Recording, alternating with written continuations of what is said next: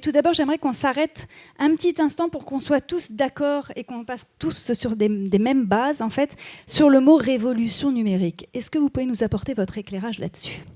Pour essayer de rebondir sur un peu ce qu'est la définition, effectivement, et qu'on soit tous au même niveau, on entend parler tous les jours d'ubérisation, de disruption, d'autant de mots qui ne veulent pas dire grand-chose au final. Et ce qu'on vit, c'est la révolution numérique. La révolution numérique, ça a un sens très précis. Numérique, ça veut dire des chiffres, ou digital en anglais, hein, c'est la signification anglaise.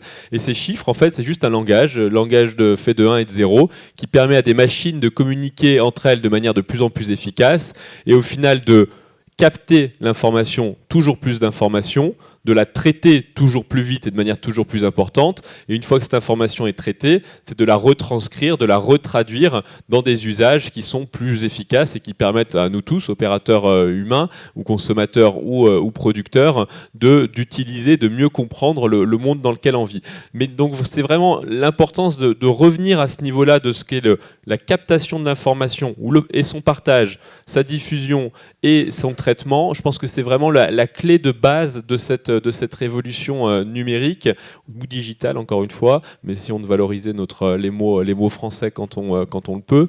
Et c'est vraiment ça qui est le cœur de cette révolution. Et donc c'est plus d'informations, plus de transparence et plus d'échanges, et donc face à nous, en tant que producteurs, face à vous en tant que professionnels, des consommateurs qui sont plus informés, qui peuvent échanger parfois directement entre eux de l'information, et donc une recomposition à réfléchir sur comment se positionner face à cette masse d'informations. Comme ça a l'air simple, mais finalement, ce n'est pas si simple que ça. C'est ce qu'on va voir dans cette prochaine heure. J'aimerais que vous nous dressiez justement un panorama rapide du secteur immobilier, de cette révolution numérique. On en est où finalement ? On parle, moi ce qui me surprend beaucoup, et je pense que vous partagerez ce constat, c'est qu'on parle énormément de l'ubérisation et par exemple de la transformation dans le secteur de la voiture ou de l'automobile en général. Mais au final, on passe 90% de notre temps dans les immeubles. Donc c'est bien qu'on nous parle de la voiture, mais on passe 5% de notre temps dehors, 5% dans les transports et à peu près 90% dans les immeubles. Et au final, on a l'impression que l'immobilier au sens très large, encore une fois sous les 4 composantes que je vous ai proposées, son financement, sa construction, sa gestion de location, son occupation, l'immobilier, on n'en parle pas tant que ça. C'est pas toujours vu comme le secteur de l'innovation, voire même plutôt parfois présenté comme un secteur plutôt hostile à l'innovation.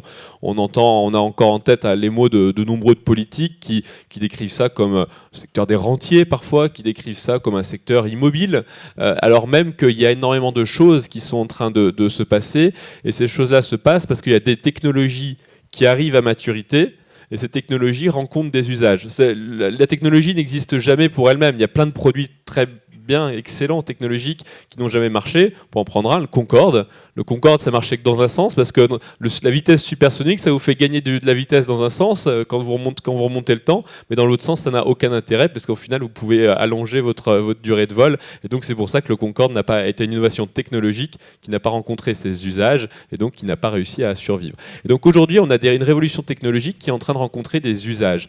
Alors, si je reprends très rapidement les 4 segments que je vous ai proposés, puis après, on rentrera peut-être plus dans celui qui vous concerne, à savoir la gestion vente-location. Le premier segment sur la question du financement de l'immobilier, ce qu'on voit aujourd'hui, c'est quand même un raccourcissement de la chaîne d'intermédiaire. Quand on voulait investir dans l'immobilier auparavant, soit on le faisait en direct, sur un produit spécifique, avec tout le risque associé à sa méconnaissance du produit, à sa méconnaissance et une exposition très forte. C'est-à-dire que si j'achète un appartement dans un endroit, je me mets tout mon risque, tout mon capital sur un produit.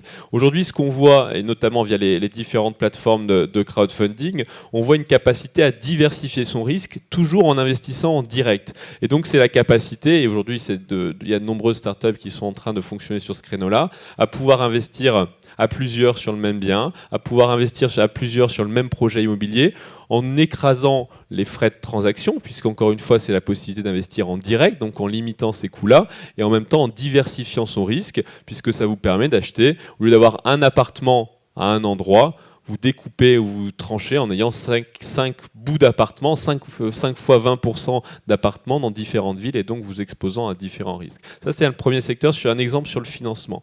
Sur la question de la construction, Alors on ne va pas rentrer dans le détail du BIM et autres logiciels, mais on voit bien que là, c'est encore une fois cette question de la captation de l'information, de sa transformation et de son usage. La captation de l'information, c'est des drones qu'on va mettre sur les terrains pour capter la donnée, pour faire un relevé topographique beaucoup plus efficace.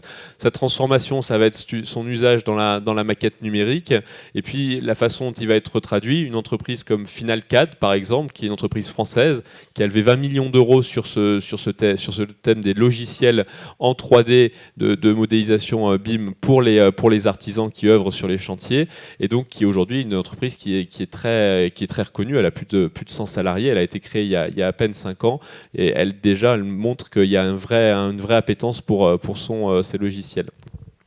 Troisième sous-segment, et j'arrive à ce qui est le nerf de la guerre, le nerf de votre guerre, qui est la gestion vente location.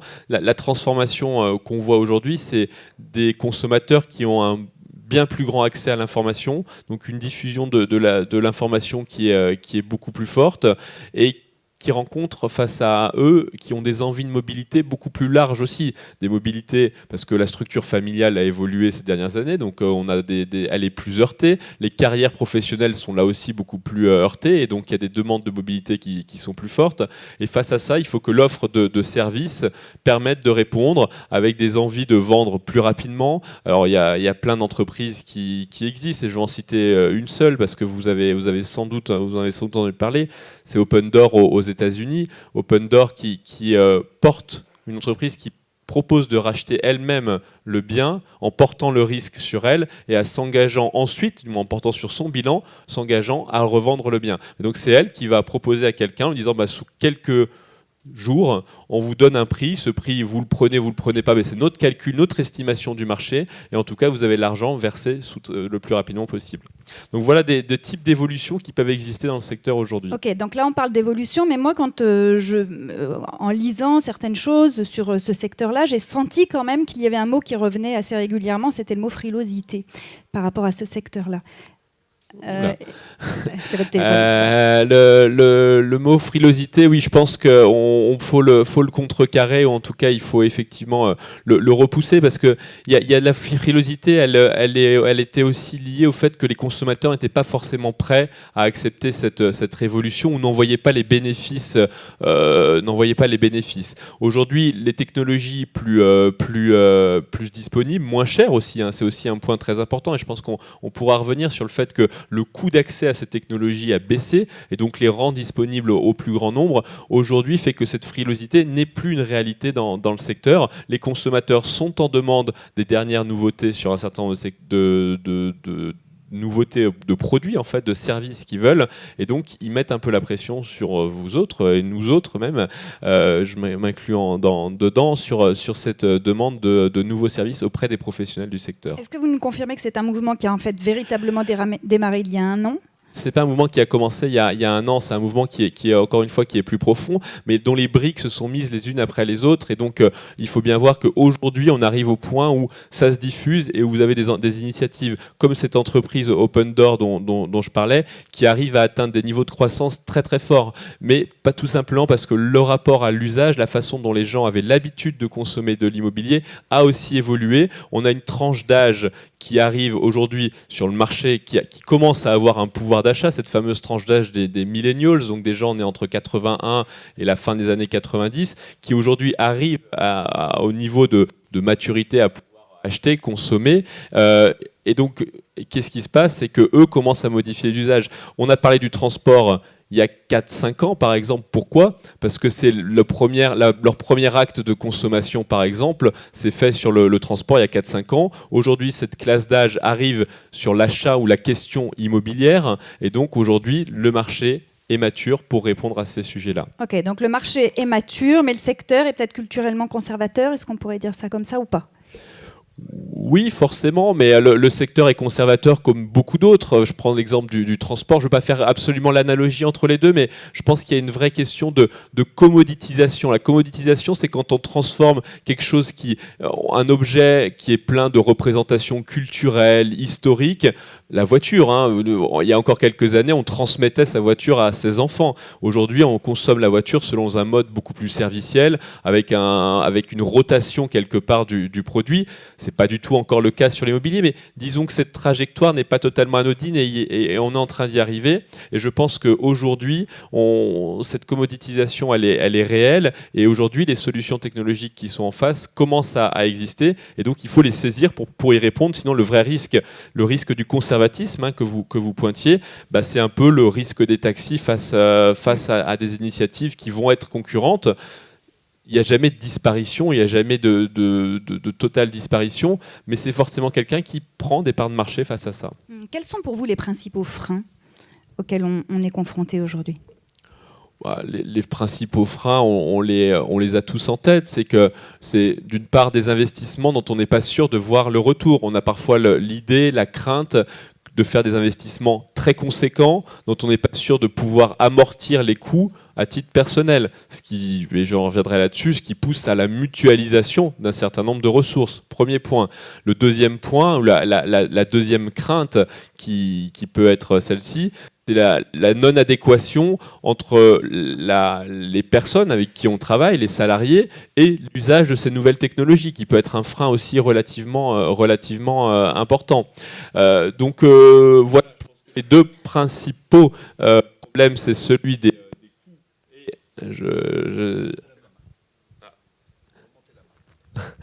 les deux principaux problèmes sont celui des coûts et du manque de formation ou de l'écart entre les compétences des personnes avec qui on travaille et l'usage de ces outils. Et donc aujourd'hui, il faut vraiment réussir à faire surmonter ces deux défis à travers deux choses, et ça j'insiste, la mutualisation. Encore une fois, je ne veux pas prendre l'exemple des taxis gratuitement, mais si les taxis avaient mis en place la plateforme de réservation qu'ils ont lancée il y a 2 ans, s'ils l'avaient lancée il y a 7 ans, ils ne seraient pas du tout dans la même situation. C'est vraiment un point très important. Et ils ne peuvent pas lancer individuellement une application. Il y a des coûts de réseau extrêmement importants. Donc il faut mutualiser les investissements pour que chacun puisse en bénéficier. Et le second point, c'est d'avoir des outils suffisamment simples pour réussir qu'ils soient préhensibles, en tout cas que les gens puissent les utiliser, l'ensemble étant porté par une volonté, en tout cas une sorte de leadership de tout le monde. Il faut cette conviction que cette révolution, c'est pas seulement quelque chose qui passe et qui va disparaître, que c'est un mouvement qui est inscrit pour longtemps, qui est là pour même toujours, et qui ne va cesser de s'amplifier dans les prochaines années. 2 chiffres aujourd'hui ont retenu mon attention.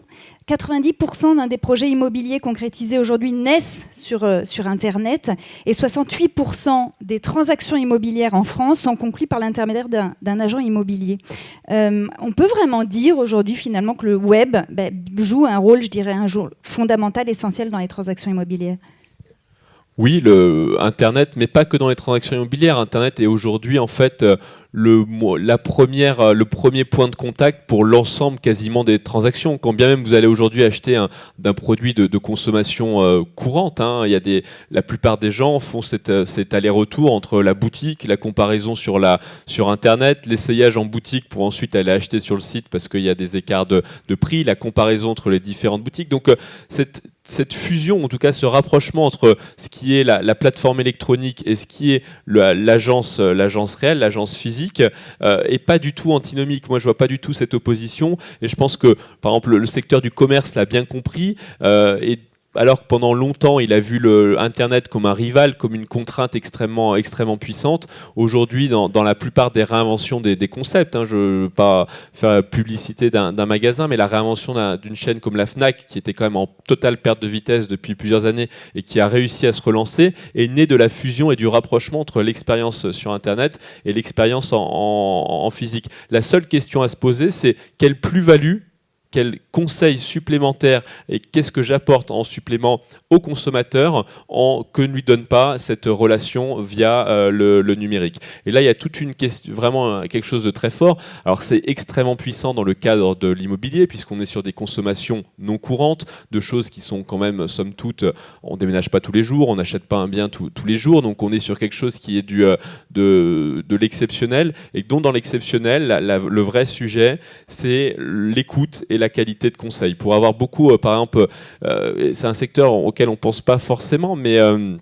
l'assurance dommage, donc vraiment les gens qui font un métier d'assureur, mais pour les dommages. Les sinistres dans une vie, les gens connaissent assez peu en réalité un sinistre logement, et heureusement. Et donc quand il faut que le jour où ça se passe, le jour où on connaît ce sinistre, il faut que l'écoute, que la qualité, l'empathie soit extrêmement forte, parce que si l'expérience est mauvaise ce jour-là, alors qu'on en connaîtra peut-être 1, 2, 3 maximum dans sa vie, si l'expérience est mauvaise une fois, la personne ne reviendra jamais. Donc vraiment sur les consommations de biens exceptionnels, il faut vraiment avoir à la fois cette empathie et cette écoute très, très forte du client et du futur client. On parle de l'acheteur, on me permettrait de faire cette incise, mais on peut aussi, un locataire est peut-être demain un futur acheteur. Donc même si le locataire n'est pas le client, puisque c'est quand même le propriétaire du bien en général qui paye à la fin, le locataire est peut-être un futur acheteur, et ne pas bien traiter ou moins bien traiter le locataire, c'est le risque qu'un jour ce locataire soit un client non satisfait. J'aimerais qu'on reparle bien sûr de votre site Real Estate. C'est tout récent puisque ça date de janvier. Comment est née l'idée ? Alors, nous étions au CES de Las Vegas avec un ami et on a vu en fait que la question de l'innovation dans l'immobilier se résumait beaucoup à la maison connectée. Donc, sans nier l'importance de l'interrupteur dans notre vie quotidienne, je pense que c'est prendre le sujet de l'immobilier par le petit bout de la lorgnette quand même. Et donc, qu'il y avait une vraie réflexion plus large à se poser sur comment ce secteur-là, qui est aujourd'hui, encore une fois, vu par les politiques en général comme un secteur peu innovant, parfois lourd, et qui en pâtit aussi de cette image-là, comment on peut faire en sorte de mettre en avant son caractère beaucoup plus innovant, son caractère mouvant, parce qu'il est en train d'évoluer. Et donc on a décidé de créer ce site sur lequel on recense l'intégralité des startups ou des solutions technologiques, parce que startup, on a aussi, là encore une fois, posons les mots, startup c'est juste une entreprise qui croît très vite, qui est en décollage. Et donc nous, c'est même pas tant les startups qui nous intéressent, que c'est plutôt les solutions technologiques, c'est des solutions innovantes qui vont apporter quelque chose de nouveau dans ce secteur et qui vont surtout répondre à des usages. J'insiste là-dessus parce que la technologie peut parfois faire évoluer les usages, mais elle est quand même très largement... C'est-à-dire qu'une technologie qui ne répond pas à ce que veulent les gens, elle ne peut pas survivre. Donc il faut vraiment avoir ça en tête. Et on essaye à travers cet événement et cette plateforme de connecter des start-upers et des groupes existants. Pas forcément des grands groupes, mais des groupes existants, tout simplement parce qu'on ne croit pas à l'idée de la disruption, du remplacement par des acteurs nouveaux, des acteurs anciens dans ce secteur. Je pense qu'il y a beaucoup plus une complémentarité à rechercher. Quelle est la particularité de ce site véritablement par rapport aux autres ? D'une part, je pense que c'est l'un des premiers, donc ça lui donne une certaine particularité. Et aujourd'hui, c'est qu'il est aussi très largement connecté à la communauté étudiante, qui sont un vrai réservoir de possibles innovateurs demain, et qui ont en réalité une expérience de l'immobilier qui est très parcellaire. Quelqu'un qui est aujourd'hui étudiant, son expérience de l'immobilier se résume souvent soit à la colocation, soit à quelque chose qui n'est pas forcément l'intégralité de la richesse des métiers et des choses à faire évoluer dans le secteur. Donc là aussi, on essaye de beaucoup pousser dans ce sens-là. On dit de ce site qu'il va véritablement, en tout cas en lisant des articles dessus, qu'il va bouleverser ce secteur immobilier. Pour vous, en quoi c'est révolutionnaire tout ça ? Alors le site, merci beaucoup, c'est très flatteur, mais je ne sais pas si le site va faire ça en tant que tel, mais on réfléchit surtout aujourd'hui. La démarche. Oui, la démarche qui n'est pas que la nôtre, c'est qu'une démarche qu'on veut au-delà de ce simple site. Je pense que la démarche qui est de dire qu'aujourd'hui le secteur est en train d'innover, est en train d'évoluer à travers des initiatives dont on pourra reparler et qui sont diverses, mais pour en citer qu'une, celle qui vous intéresse particulièrement, qui est bien ici par exemple, je pense que ces initiatives-là sont de nature à faire évoluer, à transformer radicalement un secteur qui est extrêmement important du point de vue macroéconomique, du point de vue de son poids dans l'économie nationale. Juste pour donner quand même un chiffre, mais quand on regarde l'intégralité des pays développés, d'ailleurs on observe une assez forte similarité du poids de ces secteurs dans l'économie. La construction, c'est 6% de toute la richesse créée, et l'immobilier au sens de de son financement et de la gestion vente-location, c'est 13%. Donc du moins entre 12 et 13%. Donc on a un secteur immobilier, construction plus immobilier, activité immobilière, qui est aux alentours de 18-19% de l'économie nationale. Donc si jamais on réussit à faire quelques petits gains de productivité sur ce secteur-là, on voit bien tout le bénéfice qui peut rejaillir sur l'intégralité du secteur de l'économie en général et du pouvoir d'achat des ménages. Puisque là aussi, il y a une question qui est très prégnante, c'est qu'aujourd'hui, le secteur est le premier poste de dépense des ménages, et réfléchir à comment on peut le faire évoluer, comment on peut créer des gains de productivité dedans, et aussi une réponse de pouvoir d'achat. Alors vous recensez, vous l'avez dit, des startups.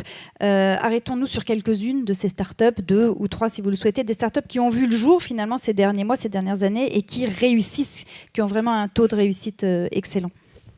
Alors, des startups intéressantes, je pourrais en citer plusieurs, mais en commençant par la construction, on peut vous parler de ABX. ABX, vous en avez peut-être entendu parler, c'est un promoteur nouvelle génération, et c'est un promoteur qui recense d'abord les besoins des utilisateurs. Donc vous avez un certain nombre de besoins, vous exprimez vos besoins, ce que vous aimeriez dans votre appartement. Alors c'est de la résidence partagée évidemment, c'est de l'immeuble, et vous exprimez ce dont vous rêverez en termes d'équipement, en termes d'agencement, d'aménagement. Il les collecte, il en collecte un très grand nombre, et à partir de là, évidemment il ne répond pas à 100% de ces critères, sinon ça serait compliqué. Il ne répond pas à 100% de ces critères, mais en tout cas, il essaye de tous les mettre ensemble pour aboutir à un projet collectif d'immeuble. Et donc, c'est non pas seulement un immeuble qui a été pensé d'abord avant même que les gens vont acheter, ce sont les gens qui co-construisent, co-participent à la création. Donc Abix, et ils ont créé leur premier immeuble, c'est pas seulement du rêve, le premier immeuble a été commercialisé. Un autre exemple dont j'ai parlé, qui est un peu le concurrent, ou en tout cas ce qu'on appelle le copycat en anglais, donc la copie de Open Door aux États-Unis, c'est Homeloop en France, qui effectivement propose quelque chose d'assez similaire, avec une proposition de racheter un bien et ensuite porter sur son bilan le fait de vendre ce bien. Cette activité étant très capitalistique, c'est-à-dire qu'elle demande quand même à la base des gros moyens, puisque vous êtes en besoin en fonds de roulement négatif, vous avancez l'argent, vous récupérez qu'après. Il n'y en aura pas 50 des comme ça, mais s'il y en a un qui réussit bien comme aux États-Unis, il crée une sorte de pouvoir de marché assez puissant et assez intéressant. Je pourrais vous parler de Living Colonies aussi, qui montre une tendance qui est en train de se déployer. Living Colonies, c'est des sortes on a tous en tête la résidence pour personnes âgées, il y en a un très grand nombre avec des services. Et Living Colonies propose la même chose pour les jeunes actifs. Donc studio entièrement équipé, l'ensemble des services sont fournis, c'est-à-dire le linge de maison, jusqu'au linge de maison, les produits ménagers, l'ensemble des services est fourni. Des espaces collectifs très grands, avec beaucoup d'activités potentielles, des événements qui sont organisés dans une dimension communautaire assez forte, et des prix qui sont garantis comme les prix du studio moyen dans le quartier. Et donc ce sont aujourd'hui ce qui est un peu la similitude avec ces condominiums à l'américaine, dont on a en tête, ces résidences de service, mais ça se développe très très très fortement, et ça répond aux besoins d'une tranche d'âge qui n'est pas forcément en recherche de l'acquisition, de la première acquisition, ou qui retarde un peu l'acquisition. Juste pour donner un chiffre, en historique moyenne aux États-Unis, 40% des achats étaient le fait des premiers acheteurs, donc de primo-accédants. 40%, c'est la moyenne historique depuis des dizaines d'années. En 2015, nous sommes à 32%. Donc c'est bien pour montrer que le décalage est très conséquent quand même, et montre quand même que la part des primo-accédants se réduit dans l'ensemble des achats. Dans la salle, justement, devant nous, on a des entrepreneurs, on a des chefs d'entreprise qui font des transactions immobilières, qui font de la gestion d'immeubles, des syndics. Qu'est-ce que vous pourriez concrètement leur donner comme conseil pour adopter, je dirais, une nouvelle manière de faire, pour surfer sur cette transformation numérique ? Je serais très modeste avant de donner des conseils, mais je pense que la clé, c'est vraiment premier point, c'est vraiment de se dire que ce n'est pas un effet de mode et que c'est une révolution qui va être pérenne et qui va continuer de s'accélérer. Demain, la donnée sera important plus partagé. Quelques plateformes feront le prix du marché, du moins en tout cas rassembleront, agrégeront l'information au point de faire le prix du marché, et qu'il y a un véritable intérêt aujourd'hui à faire de la coopération entre les acteurs existants pour réussir à trouver des solutions ou à proposer des solutions qui ne vous mettent pas dans les mains de quelques-uns. Ça, c'est vraiment la clé. Le deuxième point, c'est comprendre que ces investissements ne sont pas des investissements en l'air, c'est que derrière, ça correspond, et que la technologie, ça a un coût. On peut croire que une plateforme, c'est pas si cher que ça. Ça a un coût très très important. Et si aujourd'hui les acteurs historiques, notamment je pense aux plateformes en ligne, sont si puissantes, c'est parce qu'elles ont accumulé des dépenses de marketing et de publicité, mais sur des dizaines d'années, et que les attaquer sur ce segment de la dépense de marketing, c'est des coûts monstrueux qui sont aujourd'hui, à mon avis, inaccessibles. Donc la question, c'est de réfléchir aussi à ce qui peut être, une différenciation par la qualité, et vraiment l'adéquation entre cette distribution digital, donc ce premier contact digital, parce qu'il sera toujours et de plus en plus digital, ça faut pas croire, et ce qui peut être la plus-value apportée par la relation physique, en se disant que de toute façon, la transparence va être là de plus en plus. La satisfaction client. Quand vous dites transparence, est-ce que vous pouvez préciser ça va être, par exemple, la transparence de la satisfaction client. Demain, il faut absolument s'attendre. Ça est en train d'apparaître dans beaucoup de domaines. Alors, dans certains domaines, c'est interdit. Ça a été interdit par la loi. Par exemple, sur les médecins, certaines professions réglementées, la loi interdit la notation. Donc, interdit. Mais vous avez eu, ça a été. Alors là aussi, il y a eu une tentative, je ne sais pas si vous en souvenez, mais de faire ça sur les policiers. Un site s'était lancé sur les policiers, donc là aussi ça a été interdit, mais on aura de plus en plus de comparateurs qui mettront en transparence la satisfaction des clients vis-à-vis d'une agence, d'un professionnel, d'un gestionnaire de biens. Et là, ça jouera un rôle très important, parce qu'il est pas, ça l'a fait sur les taxis, hein, je ne veux pas reprendre cette analogie, mais elle est très forte. Même une entreprise qui était une entreprise de taxi comme la G7, la révolution Uber, quelque part, l'a beaucoup servi. Elle lui a permis de dire aux gens qui n'étaient pas au niveau, de leur dire malheureusement, vous ne faites plus partie de cette structure. Et à l'inverse, elle a permis aussi de dire aux agents de mettre quelque part avec une certaine pression, mais ce n'est pas une mauvaise pression, c'est une pression positive, de dire si on veut résister, si on veut tenir demain, il va falloir arrêter d'écouter la radio que vous voulez, il va falloir vous habiller en costume et ainsi de suite, des voitures plus propres. Et donc elle est aussi un moyen positif d'aller vers plus de qualité de service, y compris auprès des collaborateurs auxquels il faut expliquer et dire qu'on est vraiment sur quelque chose qui va durer. Donc la durée est très importante. Un mot peut-être sur le rôle des dirigeants dans cette transformation numérique. Quel est leur rôle et quelle est surtout l'importance de leur rôle ? Il est clé, encore une fois, puisque je pense que pour de nombreux collaborateurs, cette transformation est éminemment anxiogène, c'est-à-dire qu'elle fait peur et personne n'a envie de changer d'outil, personne n'a envie de voir un logiciel arriver qui remplace une partie de ses tâches faites au quotidien, puisque là, on se dit la prochaine étape, c'est malheureusement, si on commence à remplacer une partie de mes missions, la prochaine étape, ça peut être le licenciement. Et donc, cette révolution, elle est éminemment anxiogène pour une grande partie des salariés, donc qui en plus n'en voient pas les bénéfices pour eux-mêmes. Autant le dirigeant peut se dire... À court terme, en tout cas. À court terme, c'est-à-dire qu'autant le dirigeant peut se dire cet investissement, je le consens parce qu'il conserve ma part de marché. Pour le salarié, c'est moins évident. Et donc, je pense qu'il y a un vrai rôle d'explication et de capacité à pouvoir demander à ces salariés de montrer l'importance de cette révolution, de montrer qu'elle va durer et que les logiciels qui arrivent, les solutions numériques qui doivent exister, parce que ne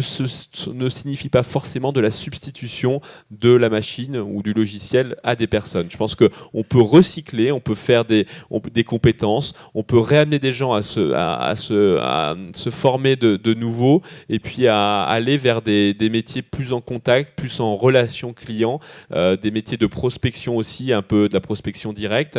Mais c'est vrai que, à l'inverse, les métiers de la... les métiers de ce qui va être du back-office, de ce qu'on appelle de la pure... du pur administratif, ont quand même, vraiment ça on peut le dire, peu de chances de résister. Je pense que pour les questions justement très concrètes, très pratiques dans votre quotidien, ça va faire l'objet des différentes questions là dans quelques minutes. Juste peut-être un petit mot pour conclure sur la place de l'État dans l'innovation du secteur, puisque voilà, le rôle du nouveau gouvernement, en quelques mots. Je pense que le secteur souffre beaucoup de son image de faiblesse de l'innovation. Moi, j'en suis persuadé.